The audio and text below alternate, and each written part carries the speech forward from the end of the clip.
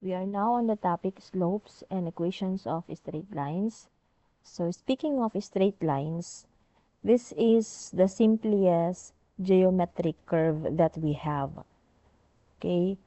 An important concept in the description of a line and one that is used quite often throughout calculus has something to do with the inclination of a line.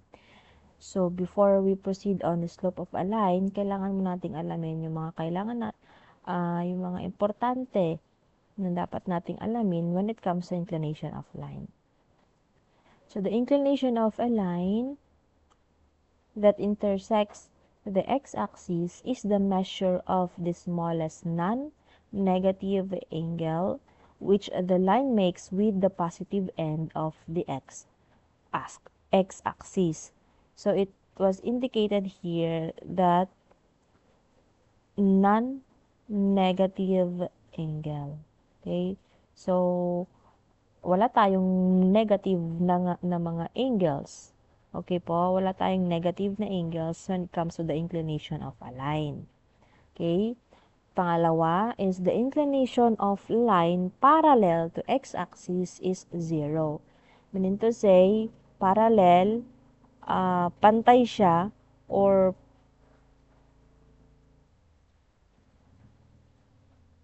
parallel yung ating linya doon sa ating x-axis, meaning to say, yung kanyang inclination nung linya natin is 0. Basta kung parallel siya, okay?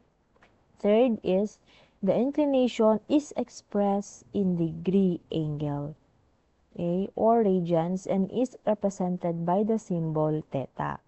Okay, so i-express natin later on yung yung sagot natin sa pagkuha ng slope of a line, i-express natin yon in sa degree angle para malaman natin kung ano yung inclination of the line natin.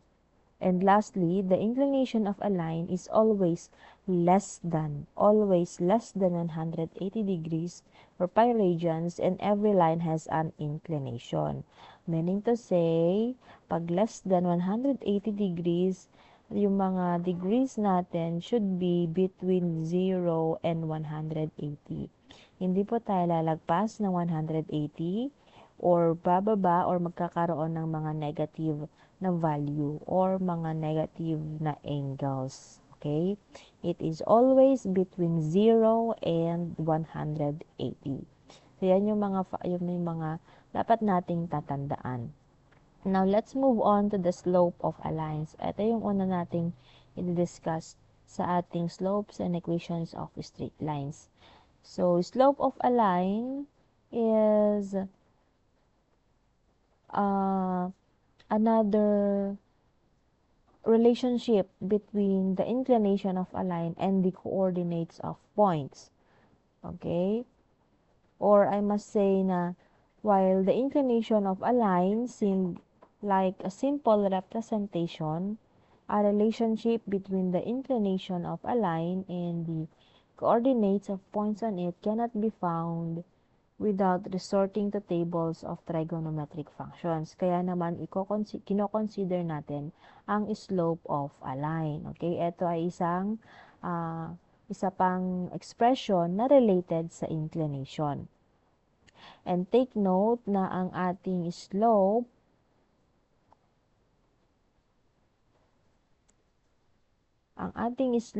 or represented by letter M, the slope of a line is also the tangent of the inclination. Okay? So, the slope of a line is the tangent of the inclination. Okay, now, in the slope of a line, meron tayong theorem 1.4 na susundin. At dito natin babasihan yung ating formula in finding the slope of a line.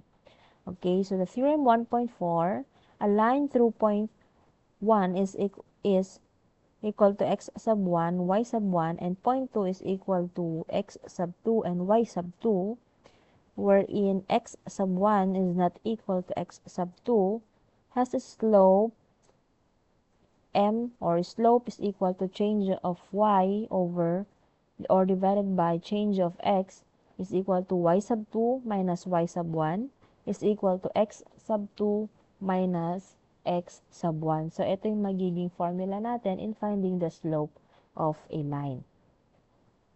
Okay, let's have now our example number 7.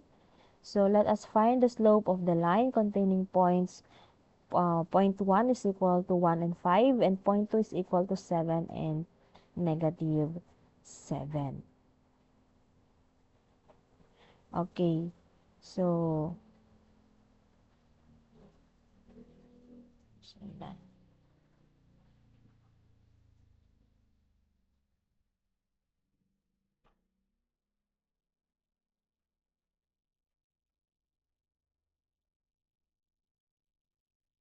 yeah.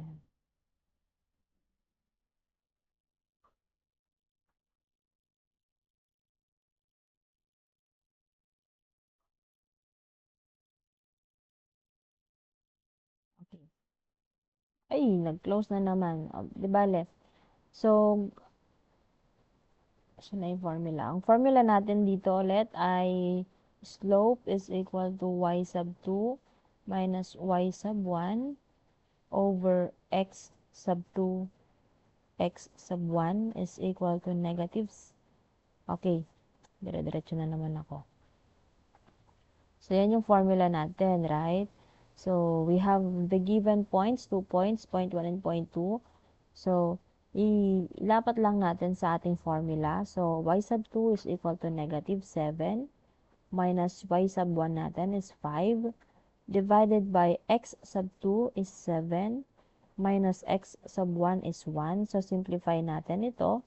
Negative 7 minus 5 is negative 12 over 7 minus 1 is 6. So, simplify pa natin. Negative 12 divided by 6 will give us the slope negative 2. So, this will be the value of our slope. But then, take note, sabi niya dito, the inclination is expressed in degree angle. So, i-express natin yan in degree angle. Okay? Since, sinabi ko kanina na slope of a line is also the tangent of the inclination. Kaya naman, ang slope natin is negative 2. Also, yung tangent of inclination natin ay negative 2. Pero, i-express natin siya into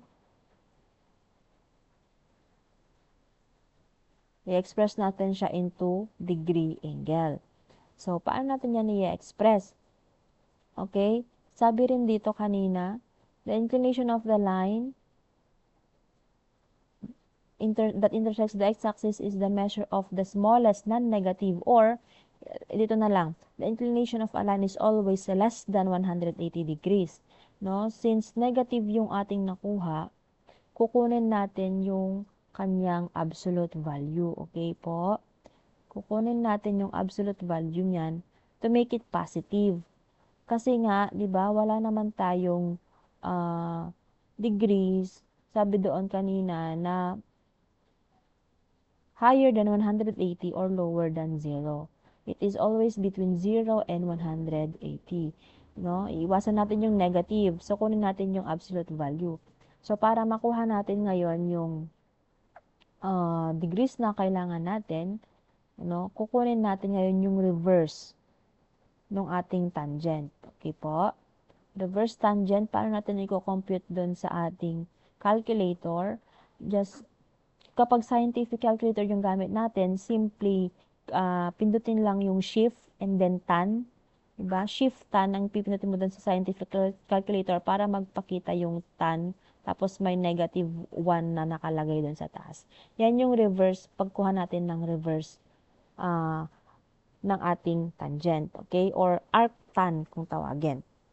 So, i-input lang natin sa calculator natin yung shift tan, tapos input mo yung positive 2 na nakuha natin na slope. Ang sagot ay magiging, wait lang. Ano bang sagot? Shift, kusang nagko-close yung calculator. Shift tan, and then input ko yung 2. ang magiging sagot ay 63.43, no? 63.43 ang magiging sagot diyan.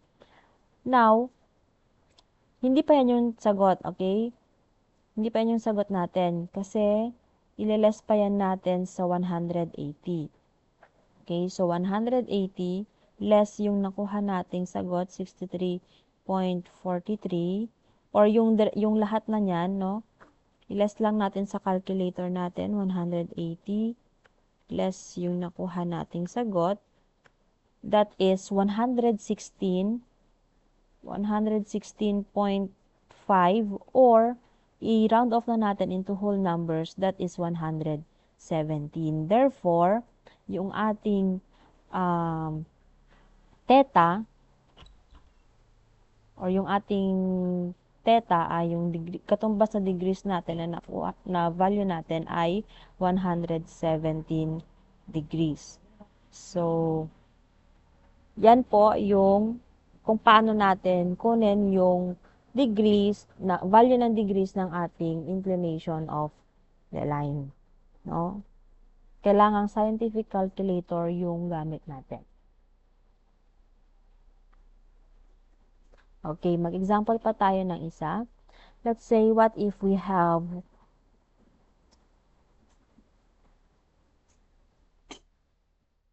okay, kung meron tayong given na point 1 natin is equal to, let's say, ang point 1 natin ay negative 3 and negative 1.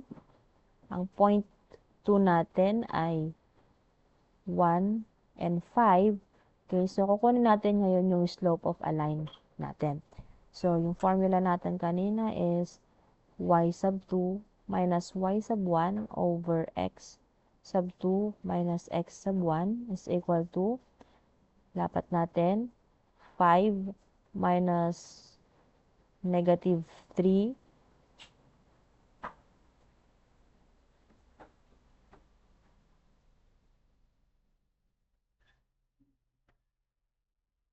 over x sub 2 is 1 minus x sub 1 is, ay mali nilagay ko doon. Sorry. Ulit. Y sub 2 is 5 minus y sub 1 is negative 1. Rather, hindi pa siya negative 3. And x sub 2 is 1 minus x sub 1 natin is negative 3. So, simplify natin. Negative times negative is positive. So, mag-add tayo dyan. 5 plus 1 will be 6 over negative times negative is positive. So, 1 plus 3 is 4. O, simplify natin ito. Magkakaroon tayo ng 3 half. Okay? So, yan yung value ng ating slope. Pero, kailangan natin siyang i-express into degrees. So, again, m nat ang slope natin at is also equal to the tangent of the inclination. Therefore, it is also equal to 3 half. Okay? Positive yung nakuha natin. So, we do not need to get the absolute value ng ating slope. Okay? So, diretso tayo sa calculator natin na pindutin lang yung shift tan para magpakita again yung ganito dun sa ating calculator. Shift tan lang and then input lang natin yung ating nakuhang slope. So, ano bang sagot? Shift tan is 3 over half, 3 over 2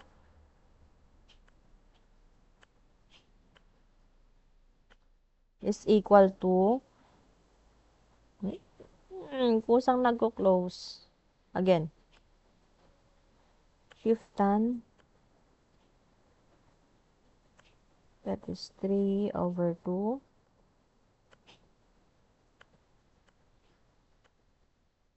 So, 56.30. 56.30, sulat ko muna.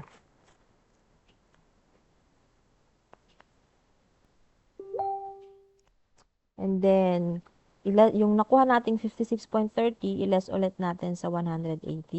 So, 180 less yung sagot is 123.6. Okay. Ulitin ko lang kasi kung saan nag-close yung calculator ko sa screen. Okay, now, again, click lang natin yung shift tan, then input natin yung 3/2 or 3/2. And then, ang makukuha nating sagot dyan is 56.39 something. Okay? But then, hindi pa yan yung tamang sagot. Okay? Kasi yan, ililes pa natin ang 180 less yung nakuha nating sagot na which is 56.39 blah blah blah. Okay? So, yung pag niles natin yung 180 doon sa 56.39, magbibigay, yung magiging sagot natin dyan will be the final answer. So,